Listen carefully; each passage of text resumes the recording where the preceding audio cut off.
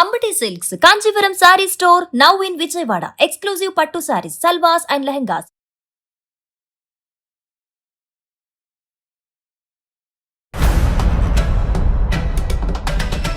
అంతకుముందు ఒక అతను మా ఇంటి చుట్టూ అటు ఇటు తిరుగుతూ ఉంటాడు. అనుమానంగా అనిపించేది. ఒకసారి రెండు సార్లు అంటే పర్లేదు, దాదాపుగా నెల రోజులు గమనించాను.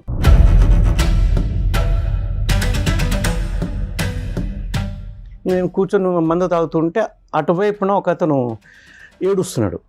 ఇదేంట్రప్ప ఎంజాయ్ చేయకుండా ఏడుస్తున్నాడు అని చెప్పి డౌట్ వచ్చి వెళ్ళాను, ఏమైంది కనుక్కుందామని. తీరా చూస్తే మా ఇంటి చుట్టుపక్కల అనుమానంగా తిరుగుతున్నటువంటి ఆ వ్యక్తి ఈ వ్యక్తి.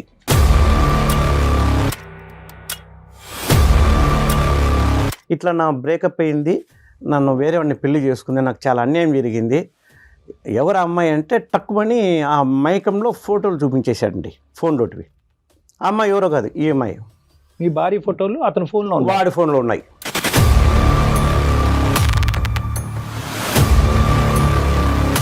అదే పెళ్ళని నెలకే ఎట్లా ప్రెగ్నెంట్ అవుతుందో నాకు ఇప్పటికీ అర్థం కావట్లేదు. నా కూతురు పోలికలు చూసి అసలు అమ్మాయి నా కూతురే కాదనిపిస్తుంది.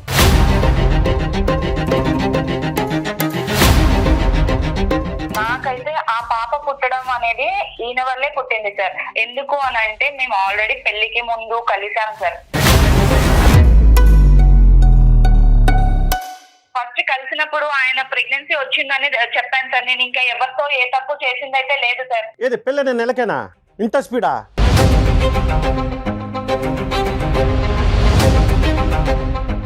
ఇదంతా కాదు సార్. ఇప్పుడు నేను ఎవరితోనూ తప్పు చేయలేదని నేనైతే ప్రూవ్ చేసుకోలేను కదా సార్. ఇప్పుడు తప్పు చేయలేదు అని నేను చెప్తున్నాను కదా సార్.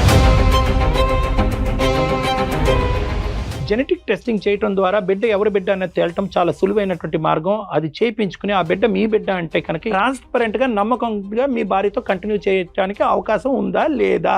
కానీ అంతకుముందు ఇన్ని అబద్ధాలు చెప్పేది ఫిజికల్ రిలేషన్షిప్లో ఉండొచ్చు అంటున్నా నేను. సార్ అంటే ఇప్పుడు ఈ డిఎన్ఏ టెస్ట్లు ఈ టెస్ట్లు చేపిస్తేనే నేను అంటే ఏ తప్పు చేయలేదని ఆయన నమ్ముతాడా సార్? అందమైన జీవితం కార్యక్రమానికి స్వాగతం.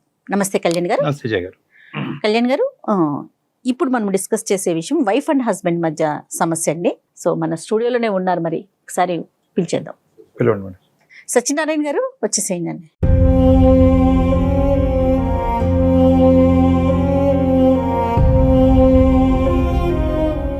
సత్యనారాయణ గారు ఎక్కడి నుంచి వస్తున్నారు? మా ఊరు పల్మనేరు మేడం. ఏం చేస్తుంటారు? చిత్తూరు అండి. చిత్తూరు అండి. ఏం చేస్తుంటారు? ఇక్కడ మార్కెటింగ్ చేస్తుంటే మేడం. మరి సమస్య ఏంటో నేను బ్రీఫ్గా చెప్పాను కళ్యాణ్ గారికి. అది ఏం లేదు మేడం, ఏ మగవాడికి కూడా రాకూడని కష్టం వచ్చింది. ఎవరికైనా భార్య తన సొంతం అనుకుంటారు. ఇక్కడ సమస్య రివర్స్ అయిపోయింది మేడం. నా భార్యకి ఇంకొక అకౌంట్ ఉంది అనిపిస్తుంది.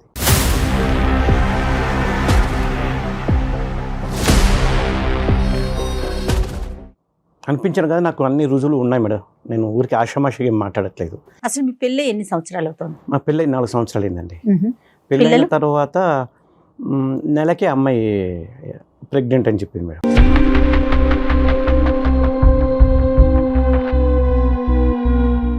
అదే పెళ్ళని నెలకే ఎట్లా ప్రెగ్నెంట్ అవుతుందో నాకు ఇప్పటికీ అర్థం కావట్లేదు మేడం. నా కూతురు పోలికలు చూసి అసలు అమ్మాయి నా కూతురే కాదనిపిస్తుంది. పోలికలు నా పోలికలు లేవు మేడం. ఆ అమ్మాయి పోలికలు లేవు, నా భార్య పోలికలు లేవు. అసలు తను ఏం చేస్తుంటుందండి మీ వైఫ్? తను ఇంట్లోనే ఉంటుందండి. అరేంజ్డ్ మ్యారేజేనా? అరేంజ్డ్ మ్యారేజే. అన్నీ అబద్ధాలే మేడం. మాకు ఇంత వస్తుంది, మీకు ఇంత ఇస్తాం, అదేం చెప్పారు, 3 కోట్లు అన్నారు, అది అన్నారు, ఇది అన్నారు. తీవ్రంగా చూసి వేసుకుని 3 కోట్లు ఇచ్చారు తప్పితే డబ్బుల పరంగా ఒక పైసా కూడా ఏం లేదు మేడం. ఎప్పుడు ఏదో ఒక సమస్య, మళ్ళీ రివర్స్ నా దగ్గర తీసుకుంటారు వాళ్ళు. సో తెలిసిన వాళ్ళ ద్వారానే మంచి సంబంధమే కదా అనుకుని నేను కూడా ఏం పట్టించుకోలేదు. ఎందుకంటే పెద్దలు మాట్లాడుకున్నారు, మీరు మాట్లాడుకోండి. వారం 10 రోజుల క్రితం ఏమైందంటే ఒక అతను మా ఇంటి చుట్టూ అటు ఇటు తిరుగుతూ ఉంటాడు. అనుమానంగా అనిపించేది. ఒకసారి రెండు సార్లు అంటే పర్లేదు, దాదాపుగా నెల రోజులు గమనించాను.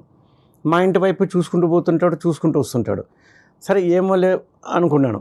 అంటే ఒకరోజు ఏమైందంటే నేను మా ఫ్రెండ్ పార్టీకి వెళ్ళాము. మా ఫ్రెండ్ తర్వాత వెళ్ళిపోయాడు. నేను కూర్చొని మందు తాగుతుంటే అటువైపున ఒక అతను ఏడుస్తున్నాడు. ఇదేంట్రప్ప ఎంజాయ్ చేయకుండా ఏడుస్తున్నాడు అని చెప్పి డౌట్ వచ్చి వెళ్ళాను, ఏమైంది కనుక్కుందామని. తీరా చూస్తే మా ఇంటి చుట్టుపక్కల అనుమానంగా తిరుగుతున్నటువంటి ఆ వ్యక్తి ఈ వ్యక్తి. మీరు బాగా క్లియర్ గా చూసారండి?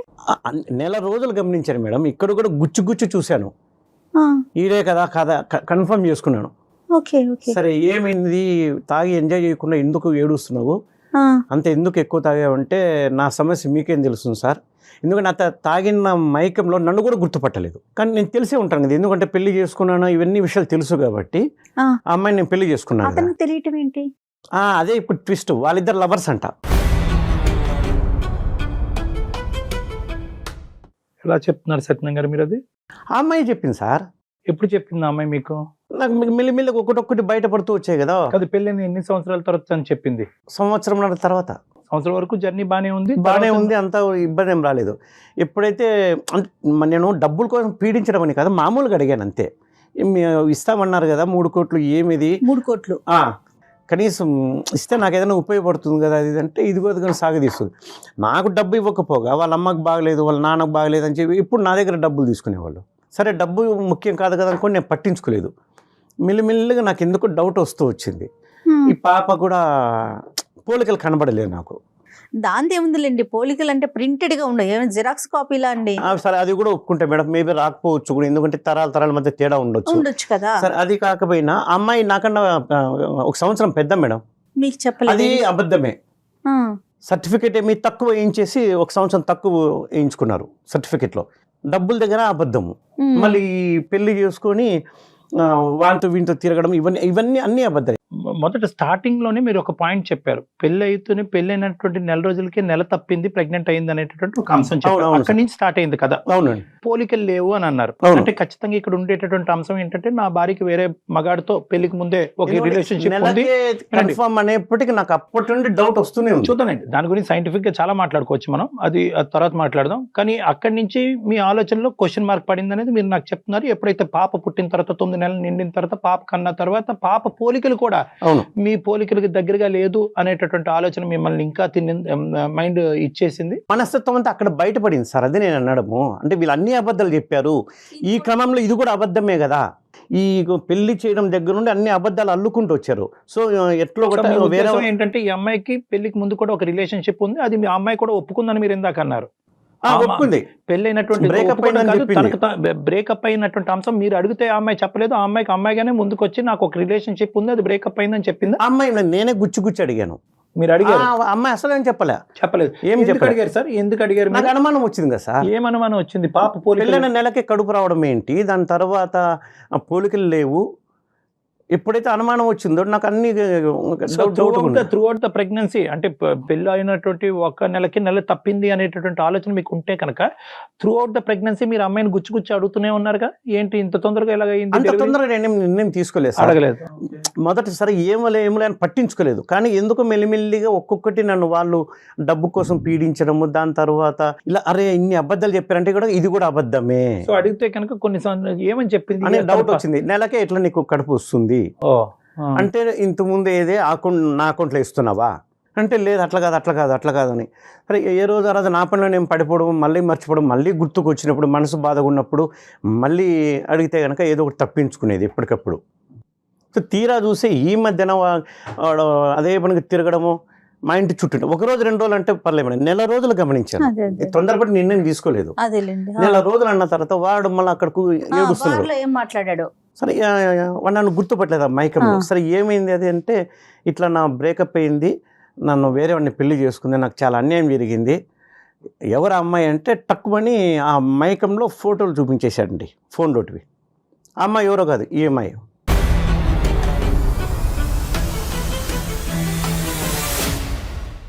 మీ భార్య ఫోటోలు అతని ఫోన్లో, వాడి ఫోన్లో ఉన్నాయి. అంటే ఎలా ఉన్నాయండి? వాడు ఆ అమ్మాయి ఉన్న ఫోటోలు ఉన్నాయి, కేవలం ఆ అమ్మాయి ఒకటే ఉన్నాయి? వాళ్ళు ఇంటిమేట్ ఉన్న ఫోన్ లాంటివి ఏం లేవు, జస్ట్ ఈ అమ్మాయి ఫోటో 2-3 ఫోటోలు ఉన్నాయి. ఏమో నాటకం ఆడుతున్నాడేమో, మనకేం తెలుసు.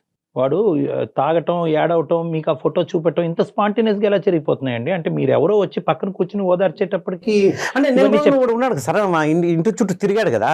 ఆడి తిరగటం నిజమే, కానీ వాడు నిజమే చెప్పాడు అనేది అంటే మీరు చూసారు. ఈఎంఐ నిర్ధారించాలి కదా సార్. నేను సరే ఒక ఆరోపణ వచ్చింది, నేను చెప్పాను, తప్పు చేయనప్పుడు నిరూపించుకోమనండి. మీరు అడిగారండి, ఫోటో కనిపించింది, నీ ఫోటో అతని దగ్గర ఎందుకు ఉందని? లేదు మేడం, ఇప్పుడు నా అనుకున్న మనిషి ఫోటోలు వేరే ఫోన్లో ఉండేప్పటికీ మీకు అర్థం కలగా నాకు జీవితం మీద విరక్తి పుట్టింది మేడం. ఈ అమ్మాయిని ఎంత అడిగినా కూడా ఏవో ఒక దొంగ మాటలు చెప్తుంది, అబద్ధాలు చెప్తుంది, అడిగి కూడా ఉపయోగం లేదు, ఇంకా ఈ అమ్మాయితో కలిసి బతకకూడదు అని నేను నిర్ణయం తీసేసుకున్నాను మేడం. నా వల్ల కావట్లేదు. ఒకరోజు 2 రోజులు అంటే పర్లేదు మేడం, కానీ ఈ పరిస్థితి ఏంటి మేడం, నా కళ్ళ ముందే తిరుగుతుంది, మళ్ళీ ఏం తెలియనట్టు ఉంటుంది. నా వల్ల కావట్లేదు మేడం. ఎందుకంటే ఒకరోజు 2 రోజులకి జీవితాంతం బతకాలంటే కష్టం మేడం. ఇదేదో ఒకసారి విడాకుల పరంగా అయిపోయింది అనుకోండి. కదండి, ఈ 4 years పాటు మీ ప్రయాణం ఎలా జరిగింది? అంటే మీరు అనుక్షణం ఈ అనుమానం అనేది ఉండండి అవనియండి, లేదంటే ప్రశ్నలు అవనియండి, ఇది అలా కంటిన్యూస్గానే కురిపిస్తూనే ఉన్నారా, లేదంటే మధ్య మధ్యలో మంచి పీరియడ్స్ కూడా ఉన్నాయా పాప పుట్టిన తర్వాత? దగ్గర మంచి సంఘటనలు అంటే ఏం లేవు సార్. అట్లా అని చెప్పేసి మరీ జుట్టు కొట్టుకునేంత ఏం లేదు, కానీ బట్ గొప్పగా అయితే ఏం లేదు. సైలెంట్ గా ఉండిపోయారు. సత్యనారాయణ గారు, చాలా ఇంపార్టెంట్ క్వశ్చన్. మీకు ఆవిడ మీద అనుమానం ఉండొచ్చు, వాళ్ళ తల్లిదండ్రులు నానా అబద్ధాలు ఆడి మీకు పెళ్లి చేసి ఉండొచ్చు, కానీ ఆ చంటి బిడ్డ ఏం తప్పు చేయలేదు. ఆ బిడ్డను మీరు యాక్సెప్ట్ చేయగలుగుతున్నారు ఒక తండ్రిగా? సార్ అసలు నా వల్ల కాదు నాకు అనిపిస్తుంది కదా. అది 3 years బట్టి ఆ పాపని యాక్సెప్ట్ చేయలేదా? ఎత్తుకుని యాక్సెప్ట్ చేయలేదంటే కనుక ముద్దాడింది ఏం లేదు సార్. అట్లా చేరదీయడం, ముద్దు పెట్టుకోవడం అట్లా ఏం చేయలేదు బిడ్డకు. బాబా, ఒక అనుబంధం లాంటిది అంటూ ఏం లేదు. వెరీ సాడ్ సార్ అది. ఇప్పుడు ఎందుకంటే ఇప్పుడు నా బిడ్డ అనుకోండి, ఆ భావన వేరే ఉంటుంది. సత్యనారాయణ గారు, ఆవిడ మీ భార్య గారి పేరేంటి? అరుణ్ అండి. అరుణ గారు.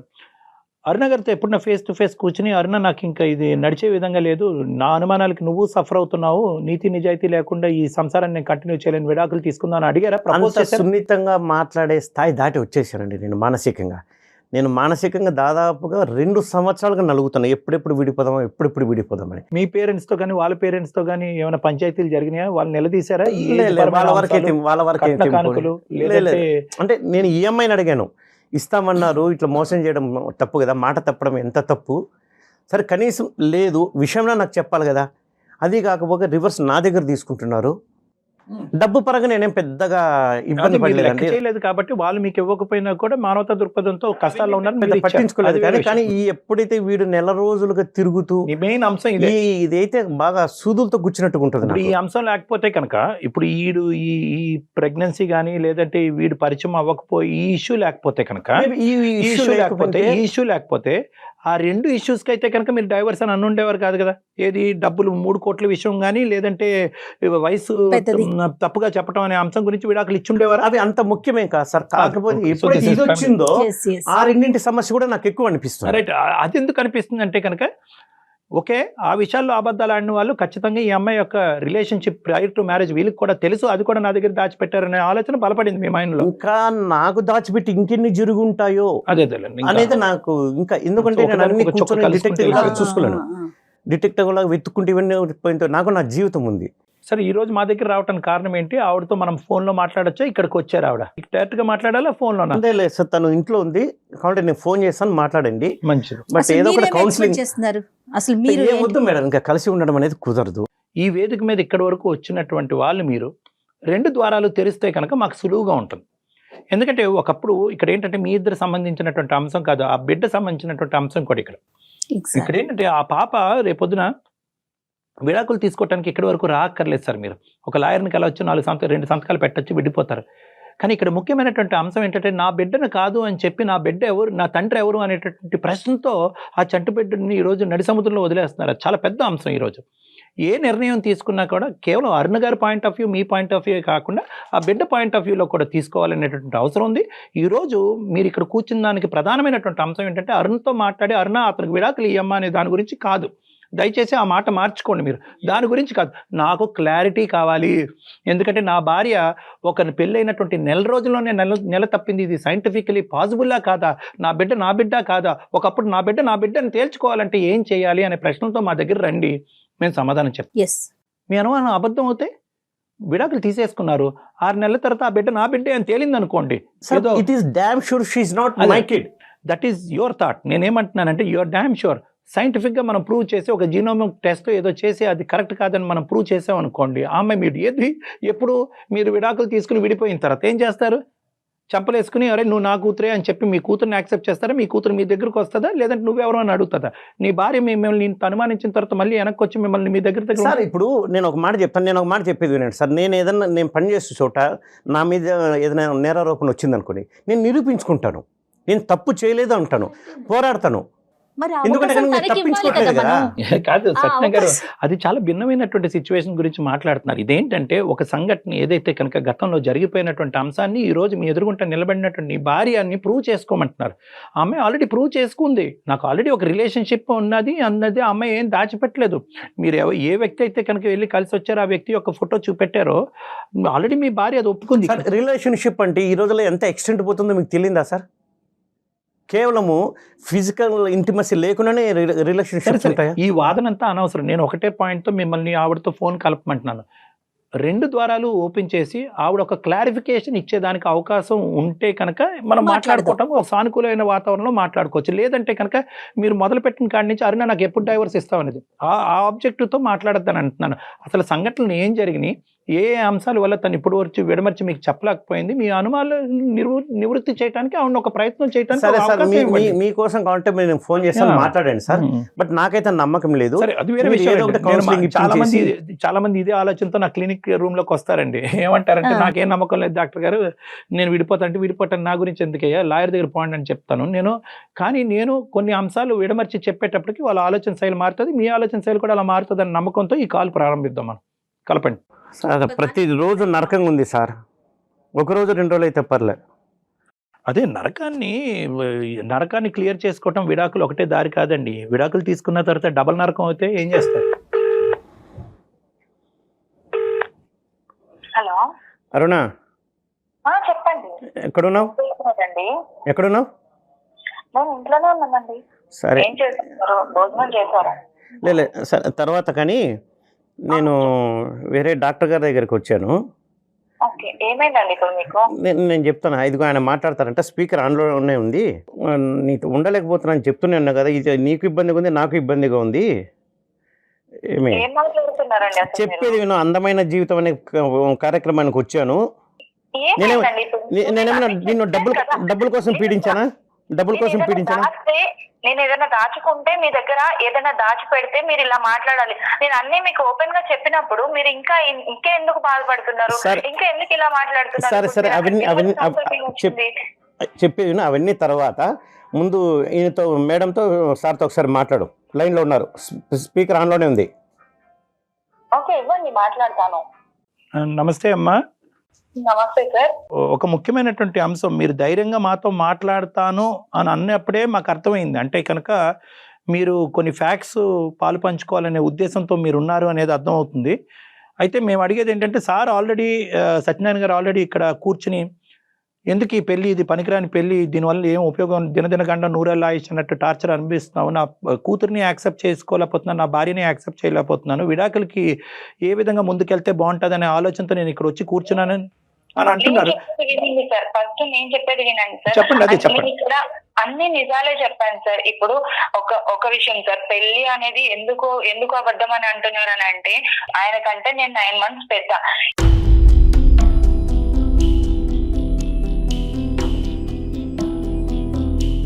నాకేమైంది అంటే, కుజదోషం వల్ల పెళ్లి అవ్వట్లేదు. ఆల్రెడీ 7 matches వచ్చి అవి క్యాన్సిల్ అయిపోయాయి. కాబట్టి ఈ సర్టిఫికేట్ త్రూ నాకున్న 9 months అనేది తక్కువ చేసి చెప్పారు సార్. నేను అబద్ధం చెప్పాను సార్, నిజమే చెప్పింది నేను. అది కూడా నేను చెప్పాను సార్. నేను పెళ్లి అయిన తర్వాతే చెప్పాను సార్, కాదు అనట్లేదు. కానీ నేను ఆల్రెడీ ఆయనకి చెప్పాను, ఎందుకంటే కుజదోషం వల్ల నేను ఇలా చేసుకున్నాను సార్. ఈ ముఖ్య మొదట ఎందుకు చెప్పలేదు సార్? సార్ నేను పెళ్ళైన వెంటనే చెప్పాను సార్, నేను నాకు ఇలా ఉంది, ఇలా కుజదోషం ఉంది, సో దాని వల్ల నాకు ఇలా చేశారు పెద్దవాళ్ళు అనేసి నేను ఆయనకి ఓపెన్ గా చెప్పాను సార్.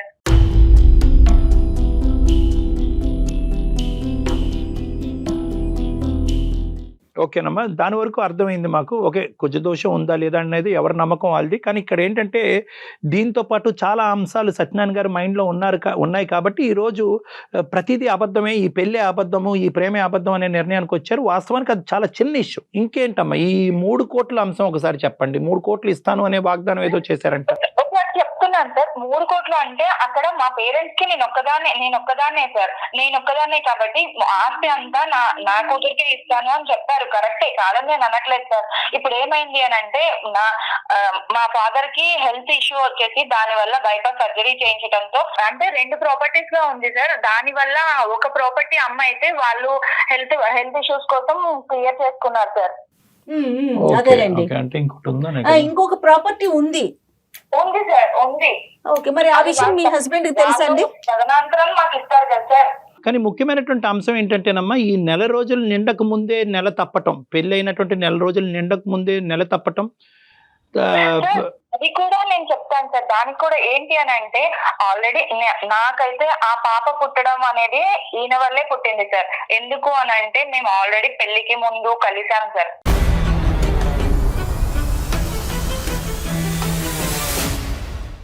పెళ్లికి ముందు ఎంగేజ్మెంట్ అయిన తర్వాత మేము బయటకు వెళ్ళడం జరిగింది సార్. ఒక హోటల్కి వెళ్ళడం అనేది జరిగింది. ఆ హోటల్లో మేమిద్దరం కలిసాం. కలిసినప్పుడు అప్పుడు నేనేమనుకున్నాను అని అంటే, నాకు ప్రెగ్నెన్సీ వస్తుంది అని అనుకోలేదు సార్. పెళ్లి అయిన తర్వాత పెళ్లి అయిన 1 month కి నాకు ప్రెగ్నెన్సీ కన్ఫర్మ్ అయ్యింది అని తెలిసింది సార్. సో నేను అదే చెప్పాను సార్ ఆయనకి, ఆయన వల్ల వచ్చిన ప్రెగ్నెన్సీ సార్ ఇది. లేదు సార్ ఇది అబ్బదే. ఎందుకంటే కనుక తను ఖచ్చితంగా చెప్పింది 3 రోజులే కదా అయ్యింది కాబట్టి ఫుల్ సేఫ్ పీరియడ్ అని చెప్పింది సార్. ఫుల్ సేఫ్ పీరియడ్ అని చెప్పింది. ప్రెగ్నెన్సీ ఎట్లా వస్తుంది సార్? మీరిద్దరు కలవటం అయితే కనుక నిజమే, ఒక్కసారే సార్. ఓకే, ఒకసారి 2 సార్లు అనేది పక్కన పెట్టండి. ఒకసారి కలిపితే కనుక చాలా మంది ఆడవాళ్ళకి ప్రెగ్నెంట్ అవుతారు. అది మీరు డిసైడ్ చేసేది కాదు. కానీ అది కామన్. వినండి, మీరు ఇందాక మాకు ఆ పాయింట్ చెప్పాలి కదా సత్యనారాయణ గారు. ఇందాక ఏంటంటే, సార్ ఆ అమ్మాయితో పెళ్లి అయిన తర్వాత కలవటం కాదు, పెళ్లికి ముందే కలిసాననే మాట చెప్పాలి కదా మీరు.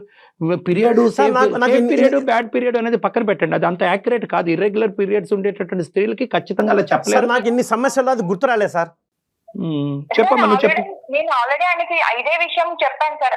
అక్కడ ఏ డేట్స్ లో అనేది నాకు అంత ఖచ్చితంగా డేట్స్ అయితే చెప్పలేకపోయాను సార్. కాకపోతే 1 month తర్వాత నాకు కన్సీవ్ అయిందని నేను తెలుసుకున్న తర్వాత కూడా నేను ఫస్ట్ చెప్పింది ఆయనకే సార్. అరుణ, ఒక ఆడపిల్లగా ఇది చాలా రిస్కీ అమ్మ. 2 కారణాలు. ఒకటి ఏంటంటే కనుక, వాస్తవానికి నీ పర్టికులర్ ఏదైతే సేఫ్ పీరియడ్ అని మనం అంటాం, ఏ పీరియడ్లో అయితే కనుక సెక్షువల్గా భార్యాభర్తలు కలిసినా కూడా ప్రెగ్నెన్సీ రాకుండా ఉంటుంది, అది చాలా వేరియబుల్గా ఉంటుందమ్మా. ఎస్పెషల్లీ ఇర్రెగ్యులర్ పీరియడ్స్ ఉన్నా కూడా, కొద్ది డేట్స్ అటు ఇటు అయినా కూడా చాలా ప్రాబ్లం అవుతుంది. చాలామంది ఆడపిల్లలు ఆ సేఫ్ పీరియడ్లో కలిసినా కూడా ప్రెగ్నెంట్ అవడానికి చాలా ఛాన్సెస్ ఉంటాయి. ఇది నెంబర్ 1. నెంబర్ 2, నాకు ఇంకో భయం ఏంటంటే కనుక, ఒకప్పుడు ఈ పెళ్లి ముందుకు వెళ్ళకపోయి ఉంటే కనుక ఏం చేసి ఉండేదానివి నువ్వు? ఈరోజు ఒక తల్లిగా ఉండేదానివి కదా, పెళ్లి కానటువంటి ఒక తల్లిగా ఉండిపోయేదానివి కదా. అది కూడా నిజమే సార్. కానీ ఆయనతోనే ఎంగేజ్మెంట్ అయింది, ఆయనే పెళ్లి చేసుకుంటాను కదా అని కూడా నేను ఏం మాట్లాడలేదు సార్. దానికోసమే ఇదంతా ఎంత ఒకటి అరుణ, నువ్వు చాలా సింపుల్ గా చెప్తున్నావు, ఎంగేజ్మెంట్ అయింది కాబట్టి అతనితోనే పెళ్లి అవుద్దని నీకు నువ్వుగా ముద్ర వేసుకుంటున్నావు. కానీ ఈ కుజదోషం అనే సబ్జెక్ట్ పెళ్లికి ముందు తెలిస్తే అతను విత్డ్రా అయ్యి ఉండేవాడేమమ్మా. నీతో శారీరకంగా కలిసిన తర్వాత అతను విత్డ్రా అయ్యి ఉండేవాడమ్మా. అప్పుడు నీ పరిస్థితి ఇది కరెక్ట్ కాదేమో అని అంటే, లేదు మనం పెళ్లి చేసుకుంటాం కదా అని ఆయన ఇదంతా చేశారు సార్.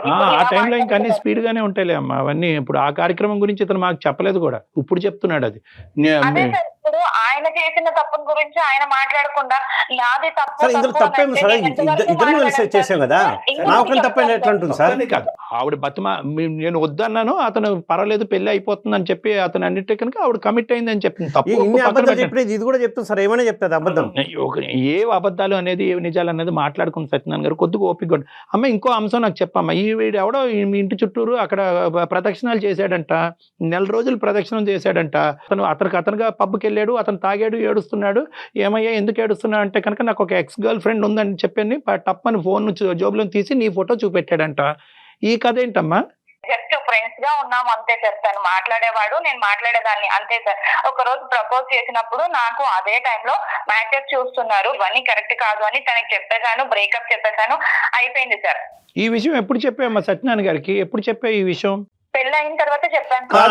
ఇదే సార్ ప్రతి ఒక్కటి పెళ్లి అయినంత వరకు అన్ని దాచిపెట్టింది. ప్రతి పెళ్లి అయిన తర్వాత వీడు ఎక్కడికి పోడలే, తప్పించుకోలే, ఇరుక్కున్నాడు గొర్రె అని చెప్పి అప్పుడు ఒకటొక్కటి నాకు అనుమానం వస్తున్నప్పుడు అడుగుతూ ఉంటే ఒకటొక్కటి గొర్రెలాగా అన్ని చెప్తున్నాను. నేను అన్ని ఆయన దగ్గర ఏమి దాచకూడదు అనే చెప్పాను. కానీ ఆయన ఇంత అనుమానిస్తాడు, ఇంత లోపల పెట్టుకొని నన్ను ఇలా చేస్తాడు అంటే, పెళ్లి అయిన దగ్గర నుంచి సార్ ఇంకొకటి చెప్తాను. పెళ్లి అయిన దగ్గర నుంచి కూడా ఆయన నాతో ఏ రోజు కూడా టచ్ మీ నాట్ అన్నట్టే ఉన్నాడు సార్. ఒక మాట్లాడేటప్పుడు అసలు వినడు, నాది ఏ బాధ పట్టించుకోడు, ఏమి చేయడు సార్. నేను వండుతున్నాను, పెడుతున్నాను, తింటున్నాం అంతే సార్. ఇవన్నీ చేస్తున్నాడు కానీ ఏ రోజు కూడా నాతో మాట్లాడింది చేసింది కూడా లేదు సార్.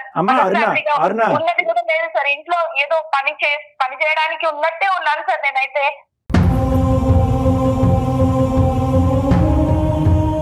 పెళ్ళైనటువంటి ఒక నెల రోజుల లోపు ఎప్పుడైతే కనుక నువ్వు నెల తప్పే అనేటటువంటి వార్త అతనికి మొదటగా వినిపించావో ఆ రోజు నుంచే అతని మనసు మారిపోయింది. ఇది రాంగ్ మ్యారేజ్, రాంగ్ ట్రాక్ లోకి వెళ్ళిపోయింది నా జీవితం అనేది అతను ఫిక్స్ అయిపోయాడు. కాబట్టి నువ్వు ఇప్పుడు డిస్క్రైబ్ చేసిన ప్రవర్తన అంతా కూడా దాని పరిణామమే. లేదు సార్, ఆ పాపను కూడా, మాకు ఒక పాప పుట్టింది సార్, ఆ పాపని కూడా ఎత్తుకున్నది లేదు, ఏ రోజు ప్రేమగా పలకరించింది లేదు, మాట్లాడింది లేదు సార్, ఆ పాపతో ఆడుకున్నది కూడా సార్ లేదు. ఎవరైనా ఎట్లా చేస్తారు సార్? ఎవరైనా ప్రేమగా చూసుకోగలరా? ఎందుకు అరే నాకు సంబంధం లేదంటుంటే మళ్ళీ ఊరికే అతని పాప కాదంటున్నాడమ్మా, అతను బల్లగుద్ది వాదిస్తున్నాడు. లేదు సార్, తన వల్ల కలిసినప్పుడు నేను ఎవరితో ఏ తప్పు చేయలేదు సార్. ఆయనతో కలవడం వల్ల నాకు ఈ ప్రెగ్నెన్సీ అనేది వచ్చింది. నేను పెళ్లి తర్వాత నాకు కన్సీవ్ అయింది కాబట్టి నేను ఆయనకు కూడా అదే చెప్పాను సార్. ఫస్ట్ కలిసినప్పుడు ఆయన ప్రెగ్నెన్సీ వచ్చిందని చెప్పాను సార్. నేను ఇంకా ఎవరితో ఏ తప్పు చేసింది అయితే లేదు సార్. ఏది పిల్లని నెలకేనా ఇంత స్పీడా? అది సత్యనారాయణ గారు ఇందాక నేను అది క్లారిటీ ఇచ్చాను కదా, ఆ సేఫ్ పీరియడ్ ఏదైతే కనుక మీరు కలిసిందో. అబద్ధం సార్, అన్ని అబద్ధాలు చెప్తుంది. మీరు అబద్ధం అంటే కనుక సైన్స్ తిరగరాయలేవండి.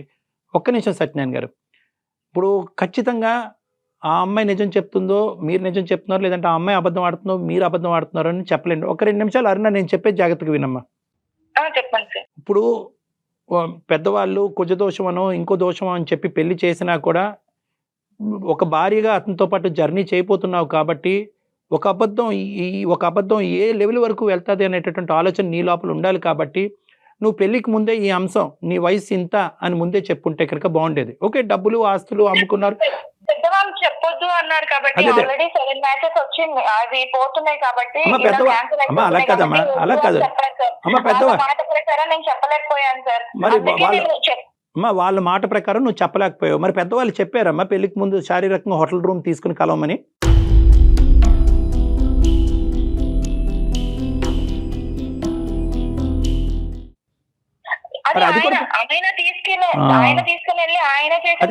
అది మాత్రం ఆయన ఇది మాత్రం పెద్దలు. సరే, డిస్కషన్ కరెక్ట్ కాదులేండి. అమ్మ అనుమానం పెనుపోతాం అని ఎందుకు అంటారంటే కనుక ఒక్కసారి ఆ బీజం పడిన తర్వాత మన కళ్ళు ఆటోమేటిక్గా మిగతా అంశాల గురించి వెతకలాట మొదలు పడుతూ ఉండే. అలా వెతికేటటువంటి క్రమంలో గుచ్చి ఒకడు ఎవడైతే ఉన్నాడో వాడు ఇంటి చుట్టూ తిరిగాడు. వాడు దొరకపోతే ఈరోజు ఈ సమస్య ఉండదు. వాడు దొరకటం, వాడు ప్రత్యేకంగా నీ ఫోటోయే వాడు ఫోన్లో చూపెట్టడం, ఏదో తూతూ మాత్రంగా ఎక్కడి నుంచో పోతుంటే నీకు ఫోటో తీసుంటాడు, ఆ ఫోటో ఇతనికి చూపెట్టాడు. ఇదేంటి వాడు ఫోన్లో నా భార్య ఫోటో అని చెప్పి ఆల్రెడీ ఇతనికి అనుమానం అనేది ఉంది కాబట్టి అది ఇంకా డీప్గా ఒక వేరులతో నాటుకుపోయింది ఆ అంశం. అంటే అన్నీ కలగలుపుగా అతని మైండ్ పొల్యూట్ చేసింది. సమాధానాలు నువ్వు చెప్తున్నావు కరెక్టే, ఏమంటే అది కాదండి ఇది కాదండి అని చెప్తున్నాడు. కానీ అతను నీ నోటి ద్వారా సమాధానాలు వినాలి అని అనుకోవట్లేదు. ఎందుకంటే తప్పు చేసిన దాన్ని నువ్వు కాబట్టి నువ్వు అని అతను అనుకుంటున్నాడు కాబట్టి నీ నోటి ద్వారా సమాధానాలు అతను చల్లబరచట్లేదు. ఫైనల్గా మా దగ్గరకు వచ్చి ఏంటంటే ఇవేమీ కాదండి, నేను ఏమీ వినాలని అనుకోవట్లేదు, నా భార్య దగ్గర నుంచి నాకు విడాకులు ఇప్పించండి అనే అంశంతో ఇతను వచ్చి ఇక్కడ ఇదంతా కాదు సార్. ఇప్పుడు నేను ఎవరితోనూ తప్పు చేయలేదని నేనైతే ప్రూవ్ చేసుకోలేను కదా సార్. ఇప్పుడు తప్పు చేయలేదు అని నేను చెప్తున్నాను కదా సార్. నేను చెప్పినప్పుడు ఆయనతో నేను పెళ్లి చేసుకుంటాను అని ఫిక్స్ అయిన తర్వాత కదా సార్ నేను ఇదంతా చేసింది. నేను ఇప్పుడు ఆయన కాదు అని అంటే నేను ప్రూవ్ చేసుకోవడానికి ఎలా ప్రూవ్ చేసుకోలేను కదా సార్. అమ్మ నీ మాటలో నువ్వు మాట్లాడే తీరు, నీ యొక్క పద్ధతి వ్యవహారం అనేది ఎంతో కొంత విశ్లేషించే కెపాసిటీ నాకుంది. నేనైతే మాత్రం ఖచ్చితంగా నువ్వు నిజాయితీ పర్రాలే అన్నట్టుగా నేను మాట్లాడగలను. కానీ ఇక్కడ నమ్మకం రావాల్సింది నాకు కాదు, నీ భర్తకి. సో ఇక్కడ ముఖ్యమైనటువంటి అంశం ఏంటంటే మీ ఇద్దరు ఇప్పుడు ప్రధానమైనటువంటి అంశం ఏంటంటే పెళ్లికి ముందే నువ్వు వేరే వ్యక్తితో కలిసేవా, ఇతనితోనే కలిసేవా, ఈ బిడ్డ అతని బిడ్డ నీ బిడ్డ వేరే వాళ్ళ బిడ్డ అనేది తేలితే కనుక సరిపోతుంది. కాబట్టి నా ఉద్దేశం ఏంటంటే మీరిద్దరూ ఏకీభవిస్తే కనుక మీ ఇద్దరు నా దగ్గరికి వస్తే కనుక నేను సర్టిఫై చేస్తాను ఫర్ జీన్ టెస్టింగ్. మీ ఇద్దరికి ఓకే అంటే కనుక, అంటే దానికి ఒక డాక్టర్ యొక్క సర్టిఫికేట్ కూడా కావాలి. మీకు మీరుగా వెళ్ళి ఒక నిమిషం సత్యనారాయణ గారు, ఇది ఒక సజెషన్ కొద్ది పూర్తిగా వినండి. ఎందుకంటే ఇందాక నేను చెప్పాను ఇది కేవలం ఒక భార్యాభర్తల అంశం కాదు, ఏ పాపం పుణ్యం ఎరగనటువంటి ఒక బిడ్డ జీవితం కూడా. నేను ఇందాక ఒక హైపోథెటికల్ స్టేట్మెంట్ చెప్పాను. ఈమె ఎంత కాలాంతకురాలో మీకు తెలియదు కాబట్టి మీరు ఇలా పుస్తకం ముందుకు వస్తున్నారు. కానీ మిమ్మల్ని కూడా మాయ చేస్తుంది సార్, ఏదో ఒకటి చేస్తే దొంగ రిపోర్ట్ మేడం, అంత టాలెంట్ ఉంది. నన్ను ఇన్ని రోజుల నుంచి నేను భరిస్తూ వచ్చాను సార్. అన్నిటికీ మాట్లాడుతున్నట్టు చూడండి సార్. ఇప్పుడు నలుగురిలోను తీసుకొచ్చి నన్ను ఇలా చేస్తున్నట్టు చూడండి సార్. ఎడ్యుకేటెడ్ పర్సన్ సత్యనారాయణ గారు, మీరు అంత అమాయకుల్లా మాట్లాడకండి దయచేసి. మీ అనుమానం మీకు అనుమానం ఉండొచ్చు, కానీ సైన్స్ ని, రిపోర్ట్లని, డాక్టర్లని అందరినీ మూకుమ్మడిగా అనుమానం పెట్టి అందరినీ అవమానించేటటువంటి విధంగా మీరు మాట్లాడకండి. కాదు కళ్యాణి గారు, ఇప్పుడు తను మాట్లాడే వర్షన్ వింటూ ఉన్నాం, ఆయన చెప్పేది విన్నాం. ఇప్పుడు ఏంటండి సొల్యూషన్, ఏం చెప్తారు మీరు? అమ్మ, ఇప్పుడు మిగతా అవన్నీ కూడా జత కలిసినటువంటి అంశాలే కానీ ప్రధానమైనటువంటి అంశాలు కాదు. ప్రధానంగా కావాల్సింది ఏంటంటే కనుక అతని మైండ్లో ఉన్నటువంటి అనుమానం మనం నివృత్తి చేయాలి అంటే అరుణ నిజాయితీ పర్రాలా కాదా, పెళ్లికి ముందు వేరే వాళ్ళతో తిరిగిందా కలిసిందా అనేటటువంటి అంశాన్ని ఒకటి క్లియర్ చేసుకుంటే అదృష్టం ఏంటంటే కనుక ఈ రోజు ఆ బిడ్డ లేకపోతే కనుక ఆ బిడ్డ ఉంది కాబట్టి టెస్ట్ చేద్దాం అనేటటువంటి అవకాశం ఉంది. ఆ బిడ్డే లేదనుకోండి ఇంతే, మీది విడాకలే. సార్ ఇప్పుడు కరెక్ట్ పాయింట్కి వచ్చారు సార్. ఇప్పుడు వాళ్ళు జాగ్రత్తలు తీసుకుని ఉంటారేమో.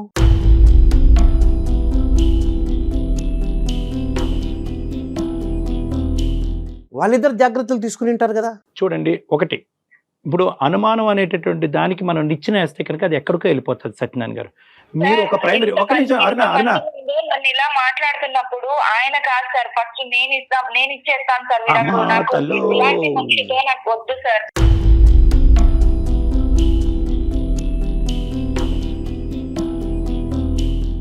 ఒకటి, నేను ఇద్దరితో ఒకే అంశం మాట్లాడతాను. సత్యనారాయణ గారు, ఫస్ట్ మీతో మాట్లాడతాను. జెనెటిక్ టెస్టింగ్ చేయడం ద్వారా బిడ్డ ఎవరి బిడ్డ అనేది తేలటం చాలా సులువైనటువంటి మార్గం. అది చేయించుకుని ఆ బిడ్డ మీ బిడ్డ అంటే కనుక ఇంకొక ప్రశ్న, ఇంకొక ఆలోచన, ఇంకో అనుమానం, ఇంకో భయం లేకుండా అక్కడితో పాత గత స్మృతులన్నీ తీసేసి, గత జ్ఞాపకాలన్నీ తీసేసి ట్రాన్స్పరెంట్గా నమ్మకంగా మీ భార్యతో కంటిన్యూ చేయడానికి అవకాశం ఉందా లేదా? సార్, నేను డబ్బు గురించి హింస పెట్టలేదు. అది తీసేసేయండి. సరే, బిడ్డ గురించి మీరు అంటున్నారు, DNA టెస్ట్ అది ఇది అవుతుంది అంటున్నారు. కానీ అంతకుముందు ఇన్ని అబద్ధాలు చెప్పేది ఫిజికల్ రిలేషన్షిప్లో ఉండొచ్చు అంటున్నా నేను. సార్ అంటే ఇప్పుడు ఈ DNA టెస్ట్లు ఈ టెస్ట్లు చేపిస్తేనే నేను అంటే ఏ తప్పు చేయలేదని ఆయన నమ్ముతాడా సార్? అదే అమ్మా, అక్కడితో ఆగిపోతే హ్యాపీ అమ్మా. అక్కడితో ఆగిపోతే కనుక ఇంకా మళ్ళీ ఆ ఆలోచన లేకుండా, ఆ అంశం యొక్క ప్రస్తావన లేకుండా మీరు ముందుకు వెళ్ళిపోతే కనుక నీకు కష్టమైనా, కొద్దిగా ఇబ్బందికరంగా అయినా, ఒక ఆడది ఈ విధంగా ప్రూవ్ చేసుకోవాలా, చాలా అసహ్యంగా ఉందని నీకు అనిపించినా కూడా ఈ కుటుంబాన్ని కాపాడటం గురించి ఆ టెస్ట్కి వెళ్ళి ప్రూవ్ చేసుకుంటే అక్కడితో అయిపోతే పర్వాలేదు. కానీ అతను అక్కడితో ఆగట్లే. అంతకుముందు కూడా రిలేషన్షిప్ ఏంటి, ఫిజికల్ రిలేషన్షిప్ లో వీళ్ళు జాగ్రత్తలు తీసుకుని ఉంటారు.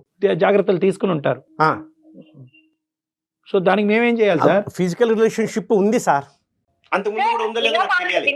ఇలా మాట్లాడే మనిషితో మీరు కలిపినా గానీ, నేను అసలు ఈ టెస్ట్లన్నీ చేయించి మీరు ప్రూవ్ చేసినా గానీ నేను ఎలా ఉండాలి సార్? అమ్మా అరుణ, అమ్మా సార్ చెప్పండి సార్. నేను నీకు చెప్పేది ఏంటంటేనమ్మా, ఆబ్వియస్లీ ఈ విధంగా ఇలా మాట్లాడి ఒకటి ప్రూవ్ చేస్తామంటే కనుక ఆ ఒక్కటి ప్రూవ్ చేస్తే అలాగే ఇంకో 100 ఉన్నాయి, ఆ 100 అంశాలకి ఏం ప్రూఫ్ తెస్తుంది అని ఒక ఆడదాన్ని ఇలా బహిరంగంగా మాట్లాడేటప్పటికి ఇతనికి ఏదో అనుమానం అనే జబ్బు ఉందేమో అన్నట్టుగా నాకు ఇప్పుడు బలంగా అనిపిస్తుంది. అంటే డెల్యూజనల్ డిసార్డర్ అంటారు.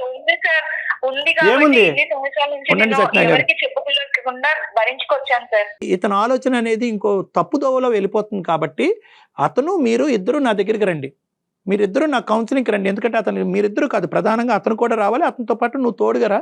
అతనికి కౌన్సిలింగ్ కావాలి, అతనికి ట్రీట్మెంట్ కావాలి. ఈ అనుమానం అనేటటువంటి దానికి వల్ల చాలా మంది జీవితాలు నాశనం చేసుకుంటున్నారు. దానికి కౌన్సిలింగ్ ట్రీట్మెంట్ ఇస్తే కనుక అతను అనుమానం అనే జబ్బు పోతుంది, క్లియర్ అయిపోతుంది. దాన్ని బట్టి మీరిద్దరూ హ్యాపీగా ముందుకెళ్ళగలరేమో ఒకసారి ఆలోచిద్దాం. ఓకే సార్, మీరు ఇంతగా చెప్తున్నా కాబట్టి ఒకసారి మీ మాట వింటాను. సంతోషం, వస్తాను సార్, కౌన్సిలింగ్ వస్తాము. రైట్ ఒప్పుకున్నందుకు సంతోషం. అమ్మా మీ ఇద్దరు కలిసి రండి అమ్మా, మీరు కూడా రండి, ఓకేనా? Okay madam. రైట్. కానీ అప్పటి వరకు మీ ఇద్దరు ఇంట్లో గొడవలు కానీ అలాంటివి ఏం పెట్టుకోకండి, డాక్టర్ గారి దగ్గరికి వెళ్లే వరకు కూడా. Okay madam. రైట్. బాయ్ అమ్మా, ఆల్ ద బెస్ట్ అమ్మా. Aruna, thank you sir. Thank you అండి, థ్యాంక్ యూ, నమస్తే. మా విన్నపాన్ని మన్నించినందుకు థ్యాంక్ యూ.